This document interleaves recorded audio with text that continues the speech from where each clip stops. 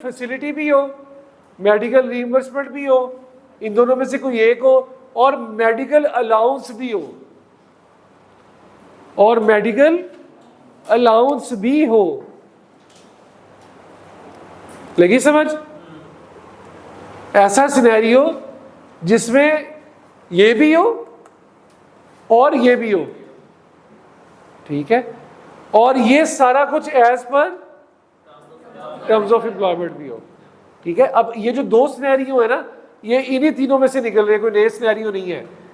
बस ये बता दिया कि जहां पे मेडिकल फैसिलिटी या रीइंबर्समेंट भी हो और मेडिकल अलाउंस भी हो, और ये सारा कुछ as per terms of employment हो, यानी कि वो अलाउंस भी दे रहा हो और मेडिकल फैसिलिटी भी उसने एम्प्लॉयमेंट की टर्म्स में लिखा हो, तो इस केस में क्या करते हैं?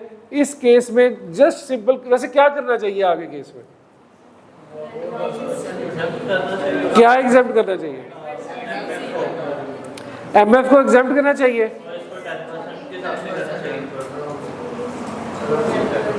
अलाउंस क्या करें? 10% तक एग्जेम्प्ट है। तीनों रूल्स लगा दें। जो आपकी पहले वाली बात है ना, वो आई थिंक बाकी सारे भी वही शायद कह रहे हैं, उसमें यही करेंगे। जो ज्यादा बेनिफिट है ना, इन दोनों में से ज्यादा बेनिफिट क्या है? ये बात है। तो जो ज्यादा बेनिफिट है ये एग्जेम्प्ट है, ठीक है। लॉ ने यहां पे कहा है कि जो बड़ा बेनिफिट ये है ना, और as per terms of employment है, तो मेडिकल फैसिलिटी या मेडिकल रीइंबर्समेंट ये हो जाएगी एग्जेम्प्ट, और अलाउंस जो है इट विल बी टैक्सेबल। हाँ जी, अलाउंस जो है इट विल बी टैक्सेबल। हाँ जी, अगर उसको बस आप दुआ करें आप लोग भी किसी ऐसे एम्प्लॉयर के पास जाएं जो इतनी फैसिलिटीज दे।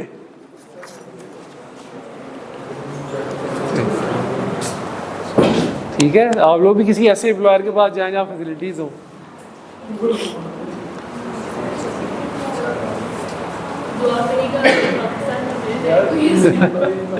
मिल जाएगा इंशाल्लाह।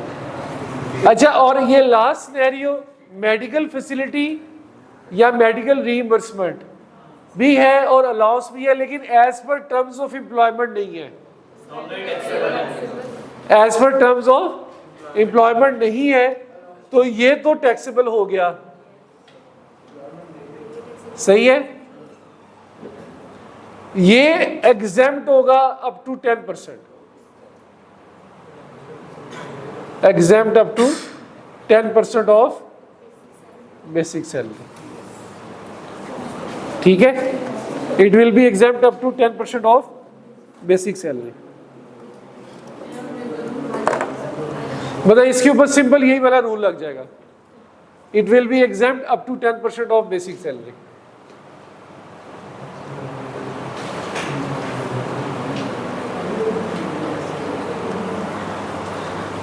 ठीक है, अब ये आपकी बुक से पढ़ते हैं।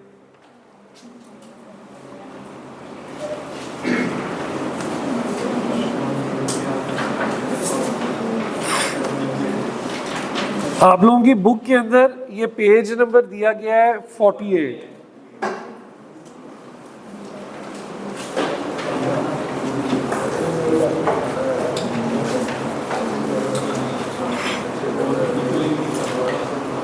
देखिए, यही सिनेरियो लिखे हैं मैंने, ऐसे करके लिखे हैं, उसमें ऐसे करके लिखे हैं। ऐसे ही है ना, मैंने ऐसे लिखे उसमें ऐसे लिखे। ये देखिए, ऑनलाइन क्लासेस के अंदर वो इस तरह से टाइम बचता है ना, ये सारा लिखना पड़ा है। उन्होंने स्पेस दबाना था, शू करके एक चीज़ आ रही थी, टेबल टिक टिक टिक ऐसे करके करना था प्रोजेक्टर के साथ। तो प्रोजेक्टर के साथ इस तरह से आना था और वो टाइम बचना था। सही है, बात वही है सारी। मेडिकल फैसिलिटी या medical reimbursement in accordance with the terms of employment fully exempt, ये नीचे वाली लाइन में भी बताता हूँ। ठीक है, दूसरी पॉइंट, मेडिकल फैसिलिटी और reimbursement not in accordance with the terms of employment, तो क्या लिखा है? ठीक है, अगली लाइन पढ़ के बताएं ये ठीक लिखा है? पढ़े जी। Medical allowance exempt up to basic salary, medical facility पर medical allowance as per terms of employment, तो allowance taxable fully, allowance taxable है फुली, और आगे फैसिलिटी या रीइंबर्समेंट एग्जेम्प्ट, और medical facility medical allowance not as per terms of employment, medical allowance exempt up to 10% of basic salary और reimbursement. हाँ वो simple, वो सिर्फ प्रोविडेंट फंड में थी, प्रोविडेंट फंड में थी जिसमें डीएनएस लेना है बस, और कहीं पे नहीं। बाकी हर जगह बेसिक सैलरी है, सिर्फ प्रोविडेंट फंड के अंदर डीएनएस लेना है, दैट्स ऑल। एक बात उसने लिखी है, लास्ट बात इसके लिए, लेक्चर की नहीं, इसके लिए जो लास्ट बात है वो ये कि ये जो बात लिखी है ना, मेडिकल फैसिलिटी या रीइंबर्समेंट, ये एग्जेम्प्ट है, ठीक है। ये जो बात इसने लिखी है, इसके उसने 2 कंडीशंस दी हैं, इसकी उसने 2 कंडीशंस दी हैं इसको एग्जेम्प्ट रखने की।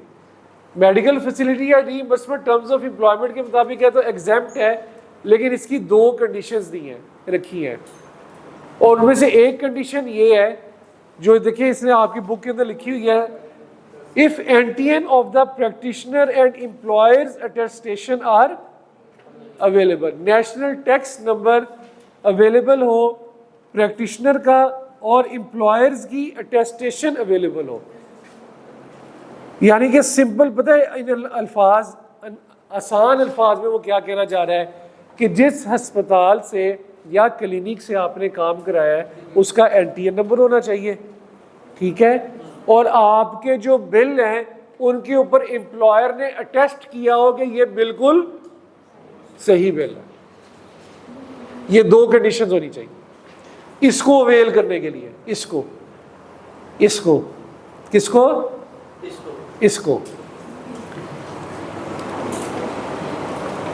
ये जो सबसे बड़ा है ना, इसको अवेल करने के लिए ये 2 कंडीशंस होना ज़रूरी है कि हॉस्पिटल या क्लिनिक का एनटीएन भी होना चाहिए और एम्प्लॉयर का सर्टिफिकेट और अटेस्टेशन भी होनी चाहिए मेडिकल बिल्स की कि ये बिल्कुल ठीक है कि नहीं।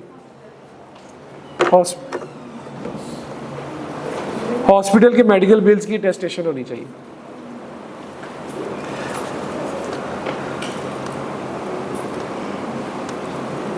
ठीक है जी, लग गई समझ?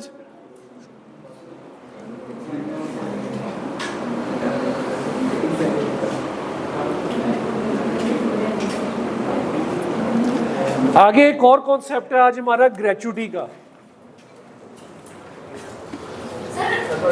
क्या हुआ? किस चीज का टाइम? इतना तो टाइम है, पूरा पौना घंटा दे दिया मैंने, सारा कुछ लिखा हुआ है।